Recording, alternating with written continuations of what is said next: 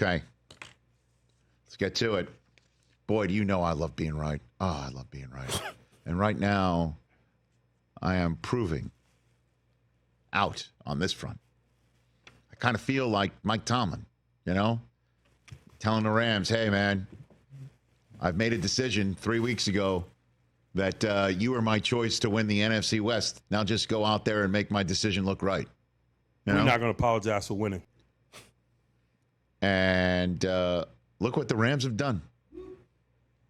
Last night's offensive output, nothing like what we saw. I'm sure the Buffalo Bills fan that's in all of our ears, Mike Hoskins of the Rich Eisen Show coordinating producer fame, was wondering, where was that last week? I think you just said that in all of our ears, right? Where was that last week where they're like, hey, Josh Allen's going to account for 3 in the air, 3 on the ground himself, and still lose. The Rams wound up setting a record for the Bills. First time the Bills have ever scored 40 in their vast, illustrious history and lost because the Rams' offense was just on tilt. And then they go up to the San Francisco Rain, and Stafford was, in the first half, like at one point, begging the Niners to pick him off. Begging. Airmailing people. Just putting them right in their hands. Not going anywhere. Offensively, at all. I told you he'd regress a little bit. Well, they had a lion-hearted running back in Kyren Williams. Yeah, Kyren's nice. And then they made enough plays. There's some of the red zone calling from our friend Sean McVay. Our friend Sean Mitchell in the Rich Eisen Show digital coordinating producer department. He's like wondering what's going on. It's too cute. By the way, first play of the fourth quarter, if I may. Rams are inside the 5, and they try to run it in with Stafford. What's up with that? Who wasn't having any of that? A guy who's probably having a real tough time today processing everything that's happened this season and certainly last night in Fred Warner, who ended that play, and he also ended one that led to the final field goal for the Rams to make it a 6-point game, forcing the Niners to go score a touchdown, where it looked like Kyren Williams, who was making a terrific third down pass protection block to keep Stafford upright, and then went out on a route and was wide open, and Stafford hit him. And it looked like he would just turn and walk in the end zone and end the game, and Fred Warner just said, nah. So you do have to give it up to the Niners' defensive effort with Hufanga back and Dre Greenlaw back while he was out there, and Campbell while he was out there, and Fred Warner was out there, and Bosa when he was out there.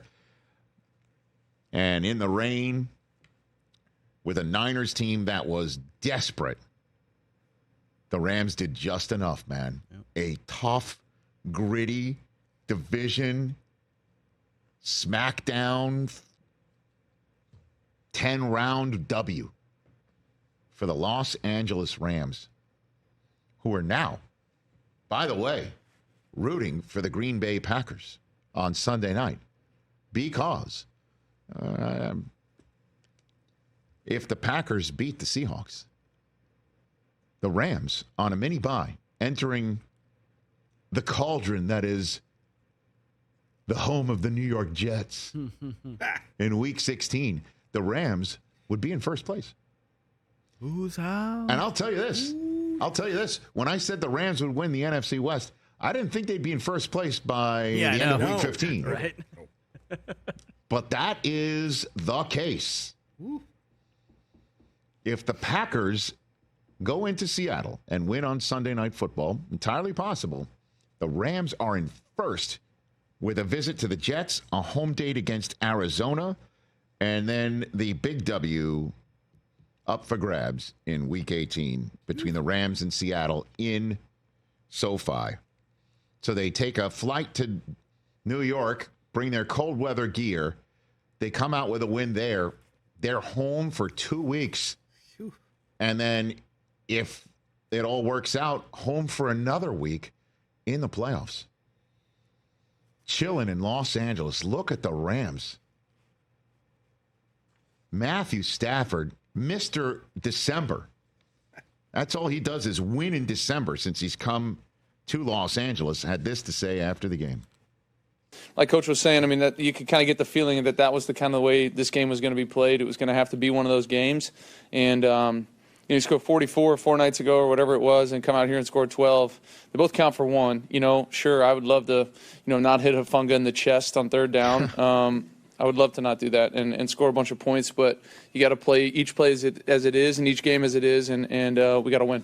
If I told you before the game that Cooper Kupp would not have a catch at all, Full Blutarski, 0.0 for the third time in his career, first time since 2019, and then the Rams would punt 4 times in the first quarter and be held scoreless in the first quarter for only the 9th time of the McVay era, you'd have said they wouldn't win, and they did. Kyren Williams, over 100 rushing yards, had this to say after the game. It means everything, honestly, because literally on the way here, our pilot said, go sweep the Niners. And when he said that, I was like, dang, we really could sweep the Niners. I don't think I've done that since I've been here.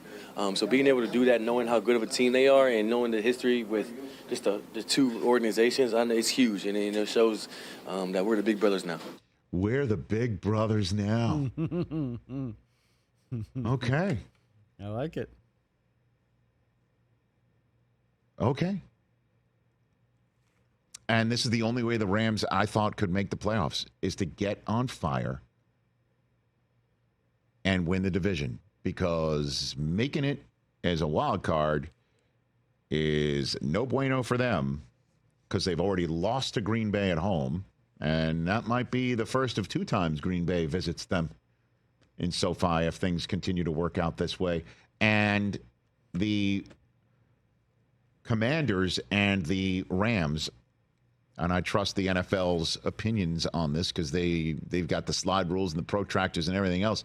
If the Rams and the Commanders have the same record at the end of the season, they lose the tie breaks to Washington.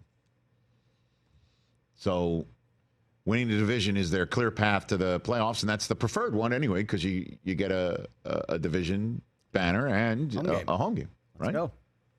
To which you guys would go, right? Whose house? You would go 100%. It depends on what day of the week. Yes, I would go. Okay. I'm a playoff guy for the Rams. Okay, good to know. Okay. That's right. I'm a playoff guy. you I know go what? in the preseason. You know what I'm saying? Preseason doesn't count. You know what that's like? That's like, and I'll just say this because I can speak on this. It's like in Judaism, you only go to the high holidays. Exactly. You know what I mean? Rich, you see, you get Week it. to week, day to day. That's what not you so see. not so pious, but I went to a game for the this for the year. big ones, you'll be there. So you're saying they're moving that wall back so everyone could fit in? Actually, it's called a 3-day Jew. It's 2 on Rosh Hashanah, 1 on Yom Kippur. That's the nickname we have for each other. Okay. You're the 3-day Jew of Rams fans, Mike. Wow. Didn't expect that one, did you? What was that thing? What was that word the other day? Mishpucha. Mishpucha. Yes. Mishpucha Mike. And I'll just say this, too. Since I'm calling shots here. Want to be a baller? Okay. No, I said caller. I chose the Rams. And this was, what was it, like a month ago where I said this? No. We're talking playoffs or what? Yeah, was before Thanksgiving. 2 weeks ago. 2 weeks But the week before that is when I'm like, I would choose we were just sitting here saying, who do you think's going to win the West? And I said, you know what? I'll take the Rams. Because I just liked the way that they were beginning to come together. They've won 7 of their last 9. They started 1-4. They're now 8-6. Catch the Rich Eisen Show every single day on the Roku Channel, 12 to 3 Eastern for free.